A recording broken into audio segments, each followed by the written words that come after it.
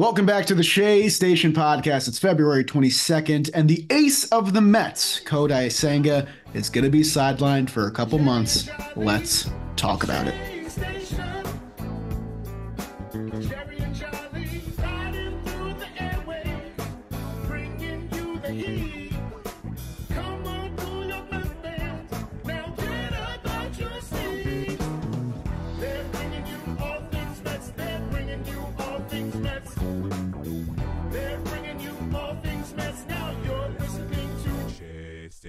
Welcome back to the Shea Station podcast. I am Jolly Olive, aka Jack. Joining me from Port St. Lucie, where it's sunny and shining and warm, is Jerry Blevins on the scene with SNY, doing a great job signing some autographs yesterday, which was cool. Jerry, how are things down south?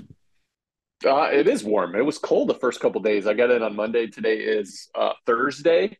But it's been really by far the best day I've been down here. Sunny outside, a little rainy emotionally, but overall it's been a really good trip. Oh, so fitting that we get some absolutely devastating news on the most beautiful day down in Florida. I blamed Martino because he showed up last night from Tampa, and I said, Andy, this is your fault. You brought this down on us. So He's the curse. He's the bad juju. he's like, I promise I didn't want it. I wanted good news. So, Not but convincing I blamed enough. him anyway. Not convincing enough by any means. Yeah. In case you haven't heard already, Kodai Senga has a moderate right posterior capsule strain in his shoulder. The first time I've ever heard that combination of words in that order. David Stearns delivered the news. Basically, the crux of it is his shoulder is not at full strength. They didn't want him throwing not at full strength, so he is going to hit the sidelines.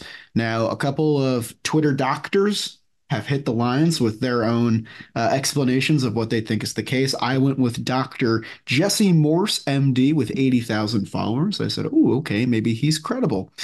Basically, the realistic scenario is he's shut down for the next month until March 22nd. They're going to try ramping him up after that, and then it's going to depend on how the ramp up goes, minor league games. If there's no setbacks, it could be a May return. If there are setbacks, it could be a June return. So we're looking at somewhere between 6 weeks or potentially, if things go poorly, 3 months. And I'd argue this is the weakest part of the Mets roster, and it just got a lot weaker. A couple of things. Number one, I agree that it's the weakest part of the roster. I think that's pretty easy to identify. Definitely the thinnest top end. There's some depth, but you're definitely top heavy there in a sense. I got a chance to sit in, and I actually asked a question in his press conference about it, and he answered it. So I wanted to know if it was like pain, like when you have Tommy John, most guys throw it, they feel it one pitch, it's like a snap. That's Mm, a pain. That's acute sure. pain where you're like, oh. So for me, I asked him, did he feel that, or was it kind of just because yesterday we got a report out that he was feeling fatigue? So I was like, all right, so was this fatigue related? And I asked him, and he said, which I take as a good sign. He said it wasn't anything particular. It was normal soreness. So when you're ramping up anytime, pitchers, you're going to be dealing with soreness. Every time that you're starting intensity, pick it up. You're pushing your body, your muscles, your ligaments, tendons into a place that they haven't been yet, getting ready for the season. You're obviously, just like you're training anything, you're making it, you're progressing. Mm. And his shoulder's soreness was there, and it just wasn't subsiding at the rate that he was wanting it to. And he went in yesterday after his bullpen and said, I just, my shoulder doesn't feel normal. Like it's still sore. It should be less sore because he's got 30 years worth of pitching, or being alive, that he knows what's going on. Right. So I think it's a caution. Obviously, moderate posterior. First of all, capsule, not exactly great to hear. It's pretty dangerous. Surgery, I'm pretty sure that's what Johan had, Santana, when he went down. That was basically the end of his career. Yeah. Um, I know a few guys that have had it. Surgery's off the table for now. That's a great thing. The fact that it wasn't pain and it was fatigue and discomfort, I think, is a great sign.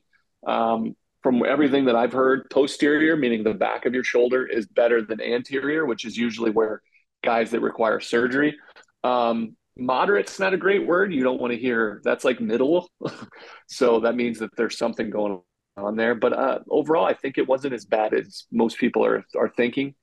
Um, it's rest and hoping that the time off gives his shoulder, the ability to bounce back and get back to normal. So not the worst news, but definitely not good news. No, I mean, of course not. This is going to be the third year in a row that the Mets' number one starter, their ace, is not going to be ready for their opening day start. You go back to DeGrom in 22, and then Verlander last year, and now Kodai Senga.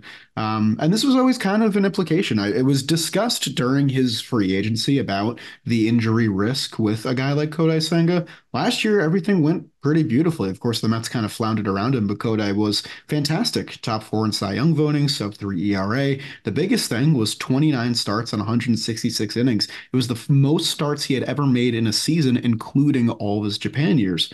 In fact, 166 is the third most innings he had thrown in a season since 2016. Most of the time, he was hanging around 110, 120, and that might be a more realistic number we see this year. So it's definitely unfortunate, but it was something that I feel like the Mets kind of were prepared for because this is a guy that just was out there a ton last year. He was basically the only constant in the rotation. So to start the year without him is going to be tough.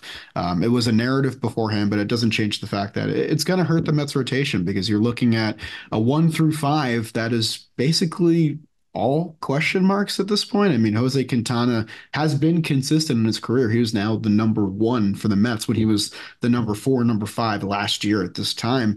And then after that, it's basically new faces on the block and Severino, Manaya, Hauser, and then somebody is going to get this number five spot, which will probably be an ongoing discussion in this episode.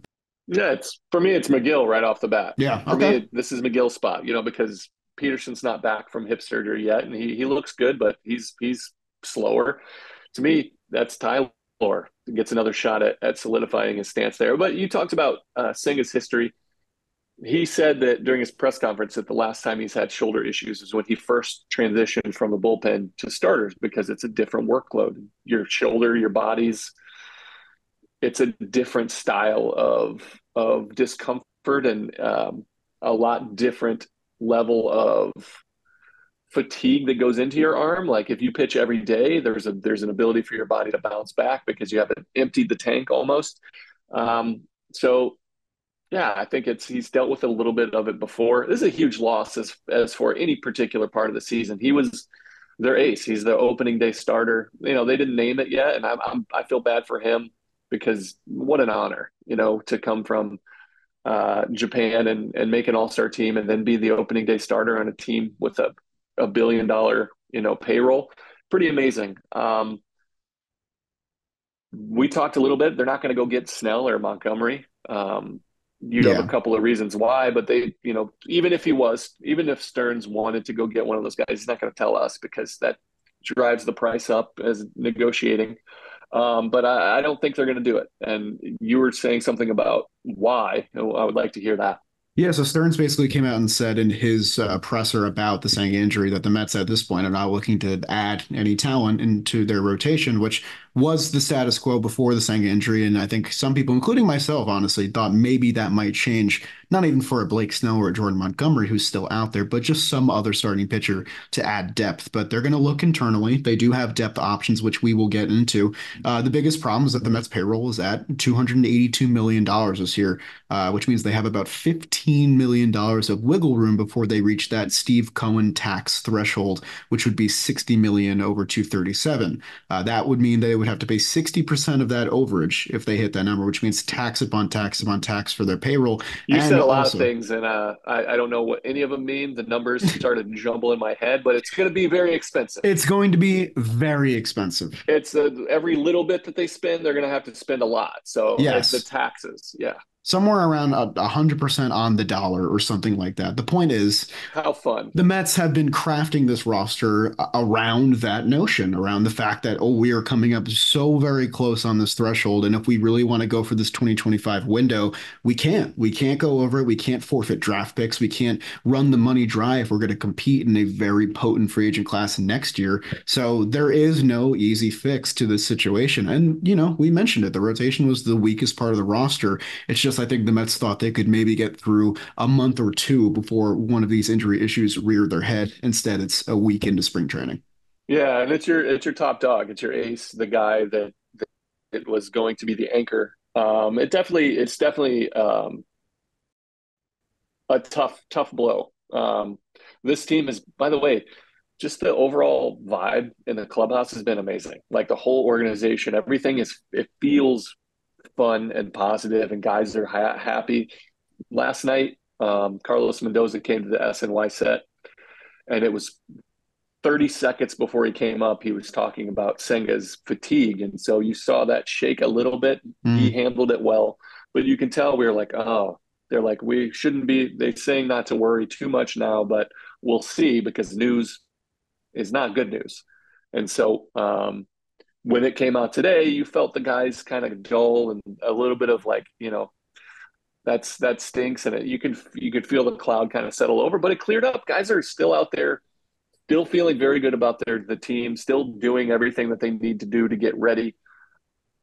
Still with World Series aspirations, that doesn't change. The spring is a time for hope, and they are still hopeful. Obviously, this is a blow, one of the biggest.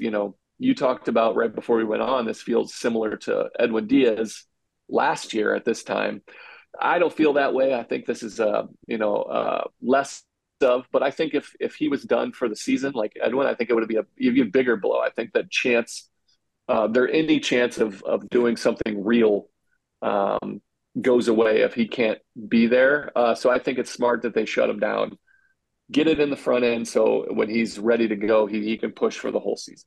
Yeah, I mean, a couple of things there. The DS thing was sort of like a symbolic thing for me last Yeah, year. That's sort of how it felt. It's like things are going to be different in 2023 than they were last year. And then for this, it's a starting pitcher, so it's a different ball game, but you have some sort of light at the end of the tunnel with perhaps there's no setbacks and we get him back in May and the Mets could be none the worse for it. But kudos to Senga for realizing there was something wrong. He doesn't have a history of shoulder injuries in his prior setbacks in Japan, but he noticed this, he alerted the staff, and he knew that he wasn't going to be able to perform at his highest level. So he's going to need a little bit of time. And he thinks that's the right move. That was a quote from him in his presser. yeah. He said he could probably throw 100, but it's he would ask for days and need time to recover. So you know, I think he made the right move. That's a tough one. There's a fine line. Like I said, when you're ramping up, when you're throwing, you feel discomfort all the time. Yeah. Fatigue, you're just, this is the fine line between do I throw through this and it's going to bounce back? I think he felt it for a little bit, tried to throw through it, and didn't get better. It actually probably got a little worse. And he said, "All right, that's the sign there."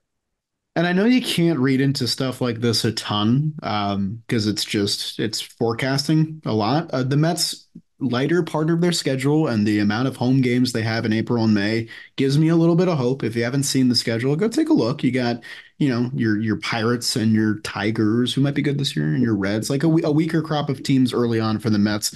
So hopefully they can get a little bit of their footing.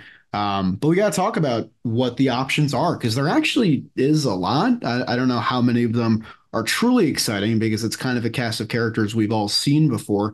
The three guys that are in competition to take a spot in the rotation on the opening day roster are Tyler McGill, who you said was your favorite to take that spot. I'm curious to talk about him.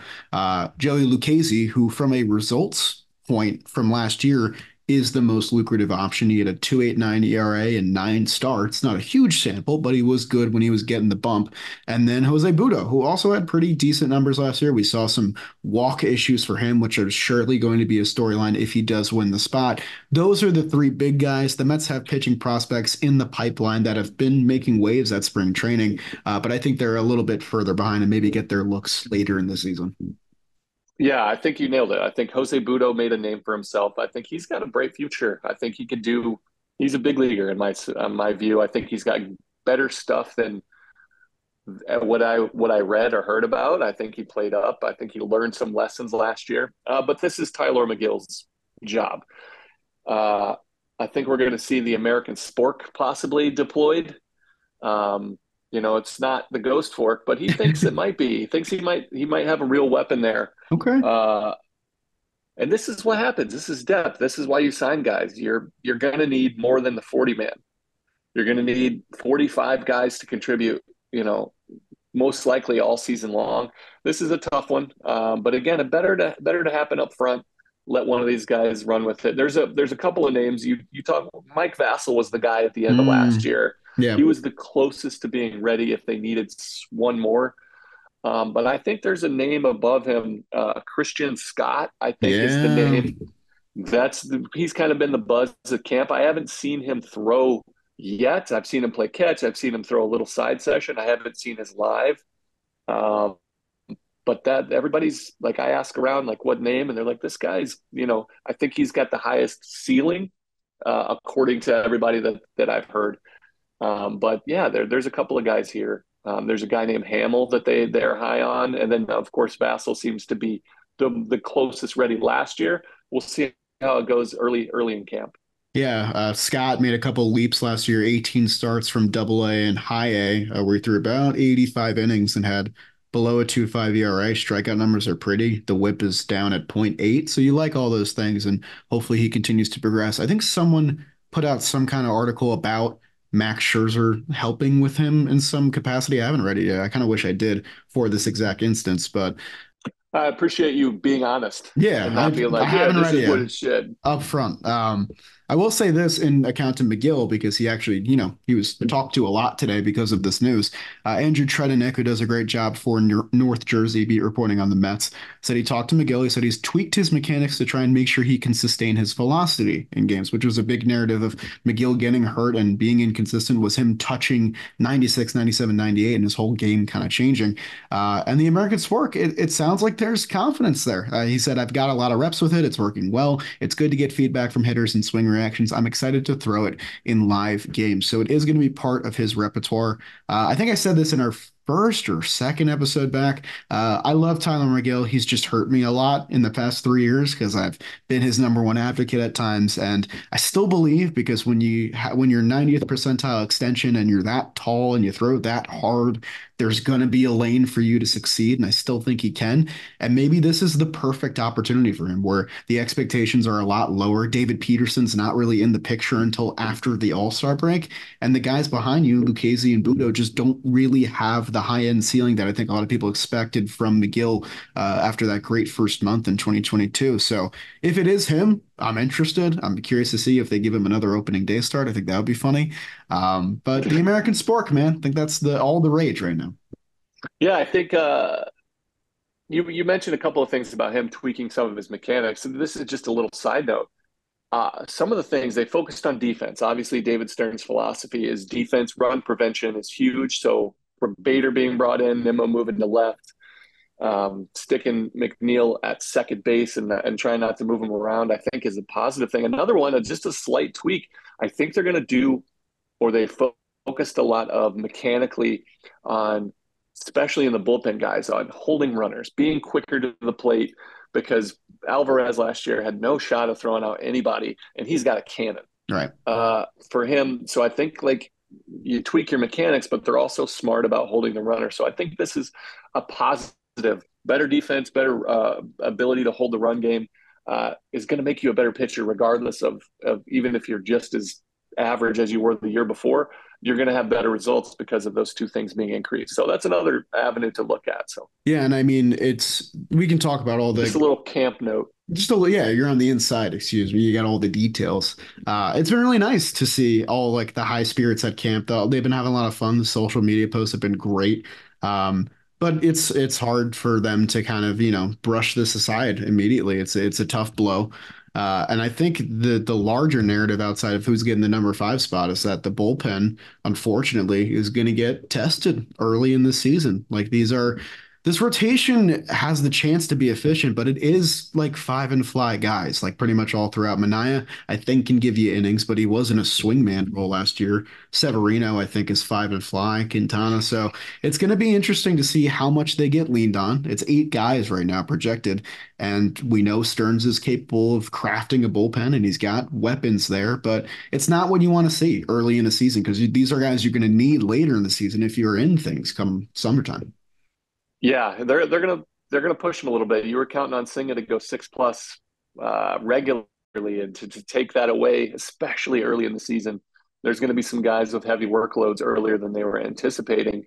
But again, I think that's a strong part of our bullpen is one of the keys to the success. So hopefully they can still win. They can still figure it out, but it's definitely a big loss for however long, however many starts he misses. It's going to be somebody lesser than filling in for him. Even if it's the low end there, because even if you And get even 20 if starts, Tyler, that's right, if Tyler comes in and steps up, and that's great, that still leaves you're still missing Senga, regardless of how good this is. This isn't one for one. Senga yeah. helps your team no matter how long he's going to be out there. So Yeah, this is, I didn't even realize this until I'm looking at it right now. 17 of 29 starts last year, Senga went 6 innings plus. A lot of those were on the plus side. So it's tough, man. He was eating innings with regularity last year, and that's just not something they're going to have in any of these options between Lucchesi, Budo, and McGill. So curious to see what the pitching philosophy is going to be early on, but you good. do remember how good Joey Lucchesi was when he first I came up last year, do, right? and like I'm kind of okay with him getting some looks. Like he was nice. Uh, he said he's developed a changeup too, so we'll see. They're going to let the competition ride. Obviously, if you're on the 40 man, that helps. It takes a lot to steal a 40 man spot, but there'll be some more competition, and competition brings everybody up. So Yeah, and we know Lucchese's a dog. He's told us that in interviews, so we have that to look forward to. It makes spring training storylines kind of fun though, because I think a lot of the younger guys are going to get like more serious looks. I'm not super familiar with the crop of pitching prospects, what their game is all about. I know that Dom Hamill's a very funny guy, and I like that. I like a big personality on the mound. But yeah, man, it's tough. We're a positive pod, and we like to spin the things our way. And I think you can put a spin zone on this of opportunity and getting a look at the younger guys. But at the end of the day, it's you wish it was anybody else than Kodai Senga. He was one of, if not the most important part of this team as it's constructed. since who are you picking out? Who you want to get hurt instead? Oh, Who you okay. Let's do trading? let's do like a little death notebook where we write down a name, I each pick will not somebody else. pick a single person. I will not wish that upon. Wish is a strong word, Jerry. Wish is a No, strong no, but you're word. right. Well, your ace, your number one pitcher. Obviously, that's not the one you want to lose. So Yeah. You got anything else from Port St. I don't. Lucie? Any fun stuff? I still think the vibes are still good. Good. Positive, moving direction. The coaching staff that they have here, the organization, the guys, everything feels good. Hustling between stations, it's fun. Guys are pushing each other. When games start, we'll truly start to see some guys on what they're capable of, especially those young guys and the higher minor leagues that we might see this year. Jet Williams looks good. We've got some guys Yeah. here, so we've got some good prospects. Your boy Drew Gilbert, I saw smoking the ball out there. So yeah, it should be fun. Should be fun. But this is definitely a hit. So there's a reason why we had the pod. Yeah, I mean, this was it was the quickest I'd ever seen you respond, ready to go. I was Besides like, me missing you, oh, there's a oh. reason. There's a reason why. I mean, as much as I miss you, I'm kind of glad I'm not down in Florida. I'm not gonna lie. We got Arizona this year, which I'm looking forward to. Oh, good. I was going to ask you about that off the air, but Oh, secrets. Come on, Jerry. We share it with the people. But yeah, that'll do it for us, I think. If you guys enjoyed listening to this somewhat optimistic spin, consider leaving a like, subscribing to our channel, leaving a review. It all helps, and we'd really appreciate it. We'll be back with some sort of spring training storylines episode soon, which I think will be higher spirits, more fun, talk about roster competition because there's room for it now. Oh, and one more guy I wanted to shout out because he actually follows us and myself on socials. Max Kranick, Mets fan. He originally kind of viewed as like a long shot to make the roster, but he's in the competition. He's got big league experience with the Pirates, and I want to make sure his name got said as well because he does have some pretty nice stuff. I agree. I've seen him. I saw his bullpen. He looks good. Nice, and he's G-Man Choi's friend, which I also like. Also, G-Man Choi looking good in blue and orange. I'm okay. I was cool with it as soon as I got that Yeah. notification. I was like, yeah, why not? Hell yeah. Luke Voigt, why not? Let's just bring in all the big dudes. One of them's bound to click, right? All right, that'll do it for us. Enjoy our wonderful outro music. Jerry, thank you for hopping on. This was as fun as it could be. And we will see you guys next time for another episode of Shea Station. Yes, sir.